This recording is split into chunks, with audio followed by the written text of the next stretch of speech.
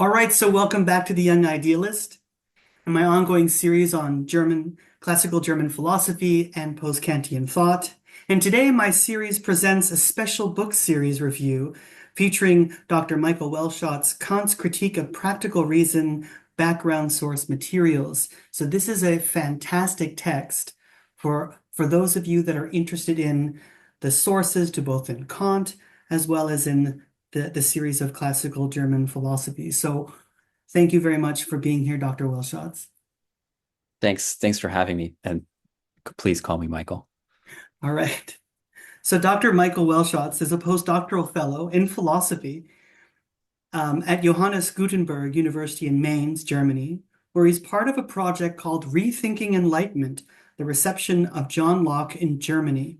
Dr. Walschots has published on the historical context of Kant's moral philosophy, as well as numerous articles and book chapters on modern moral philosophy. And more generally, Dr. Walschots is also the co-editor of Christian Wolff's German Ethics, New Essays, Oxford University Press, 2024, which I have, and it's a wonderful text. Nice. So I'm briefly, before we jump into all the questions and talking about all the exciting issues, I'm going to give I'm going to read the write-up of the book just so the viewers know Sure. kind of contours of the text. So Kant did not initially intend to write the Critique of Practical Reason, let alone the three critiques.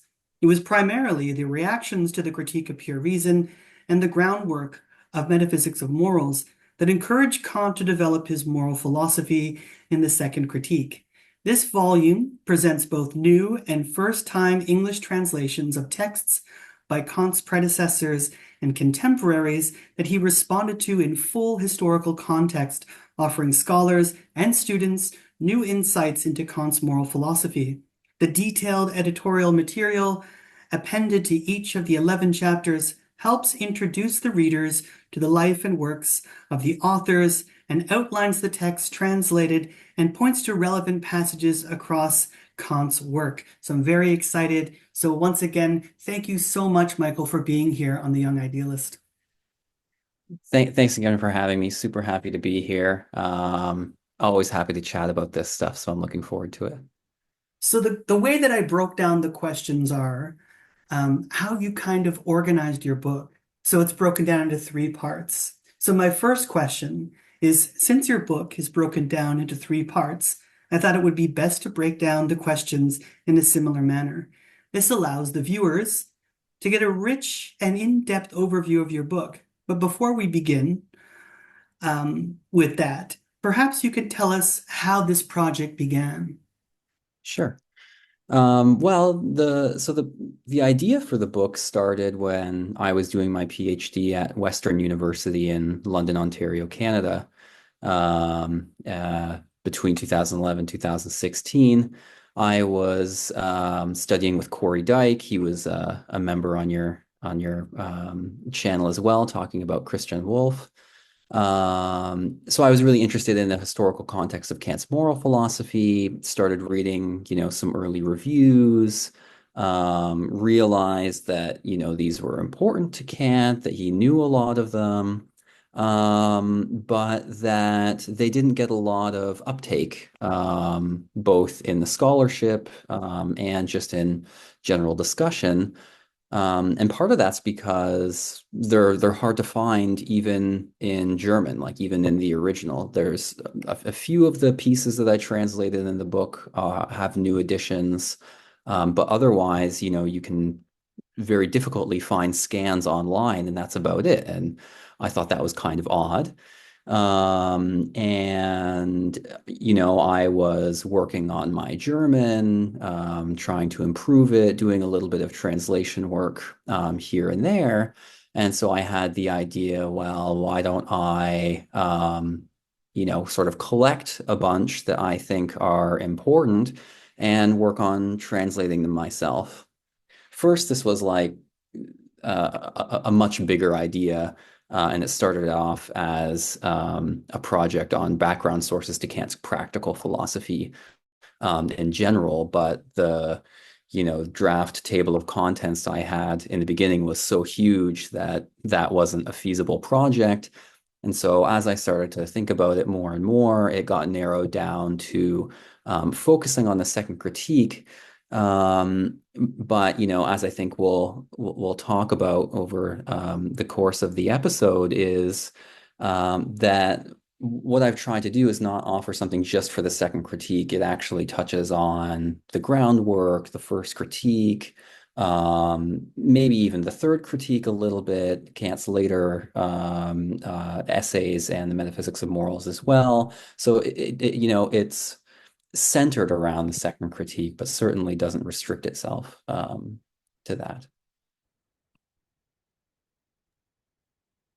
Yeah, no, I think this edition offers, both students and scholars a really nice entryway into the world of classical German philosophy, and you provide some nice portions on Wolff and others. And there were some names in there other than Crucius that I had no idea who they were. So it Sure. was a good learning lesson for me as well, too. So Yeah. the first part of your book includes substantial selections from texts by Wolff and Crucius that serve as background material for all Kant's major texts on moral philosophy. So who were Wolff and Crucius, and what critical part do they play in dialogue with Kant and his moral philosophy? It's really no exaggeration to say that these two figures are, between Leibniz and Kant, the two most important and influential German philosophers. In the case of Wolff, I love Wolff. I'm kind of a Wolff champion. There's this, I co-edited this collection of essays on his German ethics. And I've written a little bit about his legacy as well. It's really hard to overstate um, just how influential a figure was. Even in his lifetime, he was regarded as the most important philosopher in all of Europe, not just in Germany. Works translated into 7 languages plus just within the first couple of decades. Super, super influential figure whose moral philosophy in particular went on to influence a number of various disciples and students that became somewhat big figures themselves. An important one is Alexander Gottlieb Baumgarten, who founded the discipline of aesthetics and whose textbooks on moral philosophy Kant used in his own lectures on ethics. Um, so in the case of Wolff, he's really a towering figure. And anyone in the 18th century up to Kant and even after would have known Wolff's moral philosophy. And so what I translated there is the very first complete chapter of the German ethics that sort of lays out a number of foundational concepts like the nature of law, the nature of obligation, the highest good, a little bit about his moral psychology. It's really a sort of nice enclosed entry point into his moral philosophy. And in the case of Crusius, Crusius is the sort of first, the philosopher who offered the first systematic alternative to Wolffianism. So Wolff publishes a number of textbooks in the 1720s into the 1730s, really, really dominant for quite a long time. The dominance started to wane a little bit. But in the mid 1740s, Crusius comes onto the scene. He's a pietist, and so offers a core 4 textbooks that offer an alternative to Wolffianism. And so the moral philosophy that he offers there, I've offered selections from the first of those textbooks on moral philosophy, pieces from various parts of the book. The moral philosophy that he offers there is a sort of nice alternative. It's a version of voluntarism. But so taken together, Wolff and Crusius are kind of the two biggest German moral theories on the table prior to Kant. And both in the groundwork and in the second critique, Kant has a table of how he categorizes all previous moral theories, because he says that his moral theory is better than every single one that has come before him. And Wolff and Crusius are on those tables, right? So Wolff is the principle of perfection, and Crusius is a kind of voluntarist theory. So that kind of sums up their importance, I think. Yeah, no, and I think those those people that actually purchase the text will really get rich reading and background sources to this project and Kant. And also, just for the viewers to know, in the video, I will add my email, and you can send me an email, and I can give you there's a coupon for 20% off on Michael's book, which you can take advantage of, since students, For sometimes sure. texts are expensive for all of us. And it is in paperback, which is kind of nice, right from the get-go. It's not crazy expensive. That's good. That's great, actually. So the second part of the text contains important reactions to both Kant's groundwork and the first critique. What is nice about this part of your book is that it allows your readers to see immediate reactions to both the groundwork and the first critique by Johann Friedrich Flott, Gottlob August Titel, and Hermann Andreas Pistorius. How did they react to the text by Kant, and what were their initial critiques? And in your opinion, did these critical responses by Kant's interlocutors have anything to do with Kant revising the first critique? So I mean from the A to the B edition. Yeah, well, maybe I can start with that last question. The answer is kind of a qualified yes. I mean, I focus on these figures and the texts that I translate, and their role in causing the second critique to come into existence, show you how the second came into being. Um, but what I think you see in all of those is just how unified all of these um, all of these reactions see Kant's philosophy. So they see it as a system, and so they're reacting to Kant's view as they find it in both the first critique and in the groundwork. And they often refer to both works in the reviews, whether they're reviewing the groundwork or they're reviewing the first critique. Um, and so they see the whole system as hanging together. But the initial impetus for a second edition of the first critique was Kant's publisher. And so Kant's publisher requests a second edition. He's like, well, okay, this is in the spring of 1786. Um, so a year after the groundwork. And so he's like, okay, I'll start working on it. But by that time, there were a bunch of reactions to the first critique, and then a whole bunch of reactions started coming into the groundwork. And he's like, oh, well, I have to start thinking about things a little bit more seriously. As I explained in the introduction, he initially conceived of the second critique as part of the first. He announces this. He says that the second edition of the first critique will contain a critique of practical reason. That never happens. It ends up becoming a second book.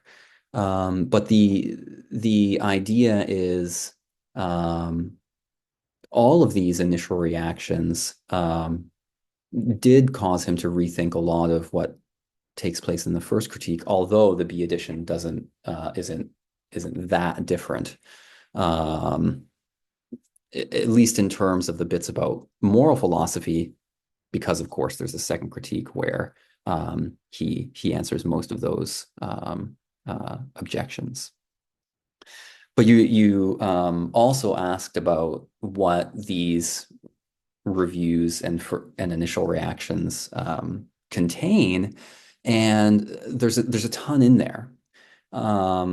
What's really interesting if you're familiar with some classic objections to Kant's moral philosophy, that it's an empty formalism, for example, that, Kant is really a consequentialist in disguise.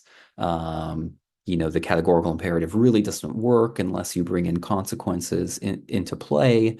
Um, these kinds of objections and many others are leveled for the first time within the first year of the groundwork appearing. They're not objections that first come into the scene in the 20th century. And in many cases, Kant knew of these objections and responded to them. So they're really rich sources.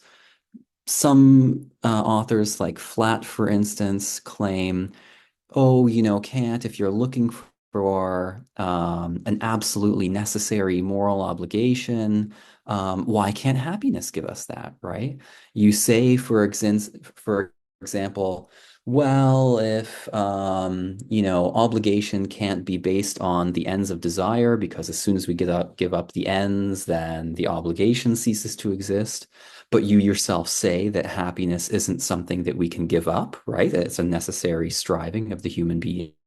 Kant really divides the human being into a sensible and an intelligible being, right? Reason and sensibility.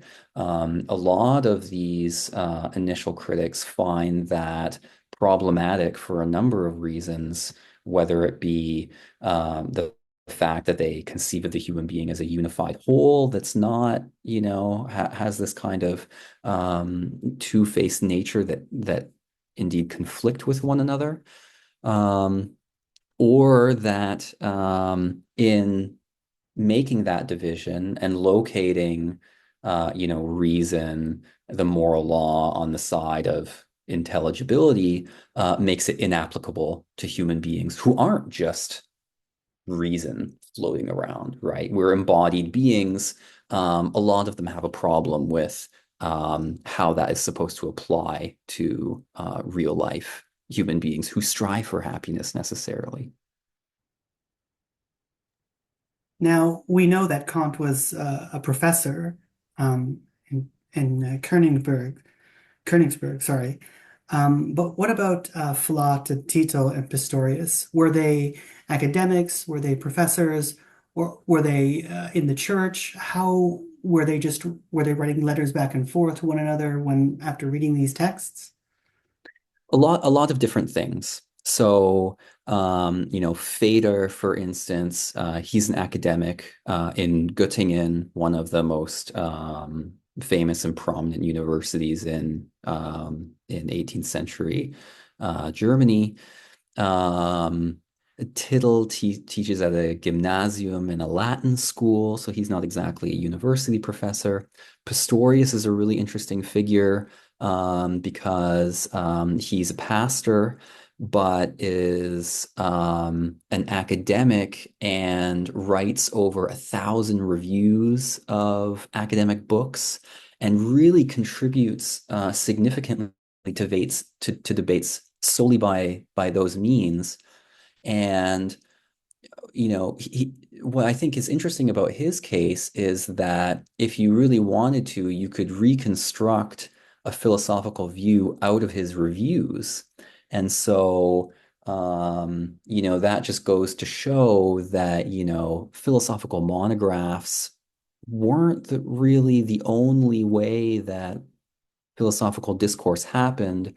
They weren't the only medium that figures were promoting their ideas through. Reviews, Tittle, the work of Tittle that I translate is the first book-length commentary on the groundwork. So they're a mixed bag, right? Pastors, university lecturers, gymnasium teachers. All of these different kinds of people contributed to academic debates. In the third part, there's Rayberg, and he's a civil servant who wanted to pursue a career in philosophy, but just never had the right opportunity. And so he's a civil servant for his entire life, but still writes books and reviews that were profoundly influential and that people are still reading, right?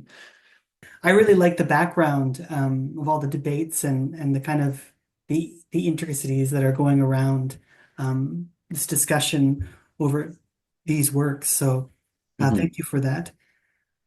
In the third and final part of your book, adds several reactions to Kant's second critique in its historical context, illustrating how the book was received by Kant's most important contemporaries, Feder, who we've talked about before, Christian Garve, and Ryeberg. Hopefully I'm pronouncing all their names correctly.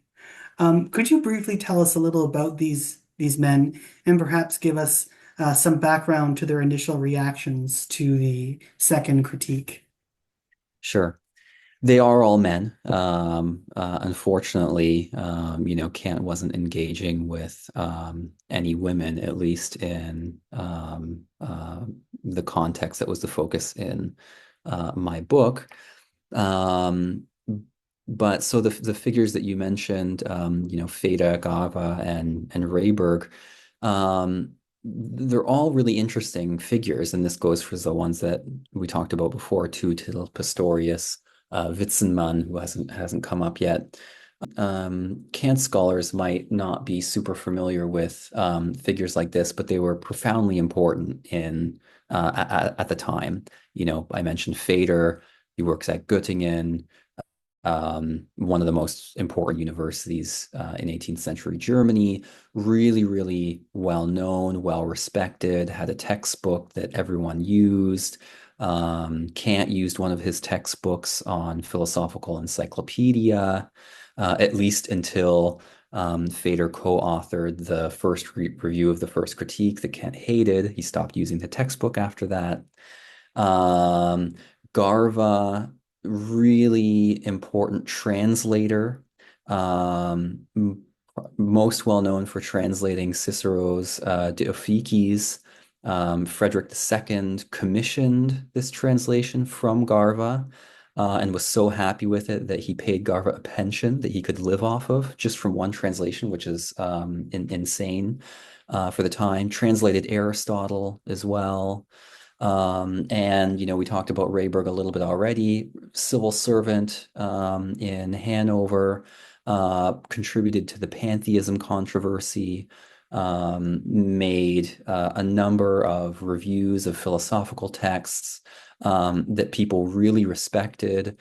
Carl Leonard Reinhold, important figure in post-Kantian philosophy, read these. Fichte might have read them as well. So these aren't small figures. I think we often call figures like these minor figures in the history of philosophy, and they might be minor to us, but they're certainly not minor in the context of 18th century German philosophy. Yeah, no, I'm really glad that you're highlighting a lot of these thinkers for us. Um, how were their initial critiques of the second critique? That sounds odd to say that. Right. Um, how did Kant respond to these critiques? I'm assuming from one of them he didn't like it because he stopped using their textbook after that. But That's right. what were some of their initial reactions to this work by Kant? So, well, the one review I was mentioning is this infamous Gava Fader review of the first critique, and so that's published in 82. That's not part of my book. It's been translated a few times into English already, but that's a really important review for the first critique because the refutation of idealism in the B edition is meant to be a response to that. The Prolegomena has a big response to that review as well. But the pieces that are in the third part of my book by Garva, Feder, Pistorius, and Rayberg, indeed, their reactions and reviews of the second critique as well. And they're interesting because you see, well, first of all, what you see is, if we take the example of Pistorius, for instance, in my book, there's Pistorius's review of both the groundwork and the second critique. And Kant responds to Pistorius's groundwork review in the second critique. And in Pistorius's review of the second critique, he's like, oh, okay, I see that you've read my first review and responded to it, but I'm unhappy with what you say. A lot of what I have said previously still holds, namely, you still divide the human being into a sensible and intellectual thing. You locate the moral law on the side of the intelligible world. I don't see how that's applicable to human beings.